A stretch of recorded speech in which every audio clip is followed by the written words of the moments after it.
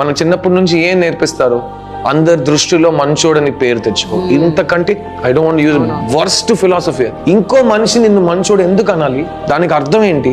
That means నువ్వు మంచి చేయడం 100% ఇస్ నాట్ నీడెడ్. వాడు నిన్ను మంచోడని చూడాలి. దానికి చాలా వేస్ ఉన్నాయి కదా. వాడికి డబ్బులు ఇస్తే వాడు చెప్పేస్తాడు, తర్వాత డబ్బులు ఇచ్చి వాడితో చెప్పించి అది మనం కూడా నమ్మేస్తాం. ఎంత బాగా చెప్తున్నారు నా గురించి, నేనే ఆలోచించలేదు కదా. నువ్వు ఇచ్చిన డబ్బు కోసం ఆడు చెప్తున్నాడు, అది కూడా మనం మర్చిపోతాం. That is human mind. మీరు ఫ్లైట్ ఎక్కుతారు, ఆ ఫ్లైట్లో ఎక్కిన తర్వాత మీకు ఏం చెప్తారు? సపోజ్ ప్రాబ్లం వస్తే అది ఆక్సిజన్ మాస్క్ పై నుంచి కిందకు వస్తుంది.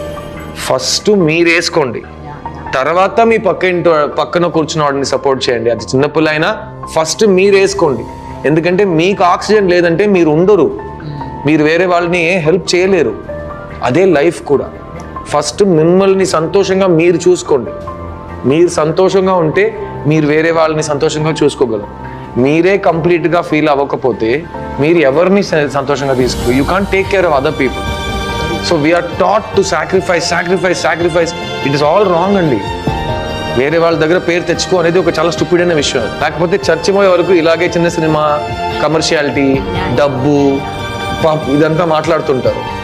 It makes no sense.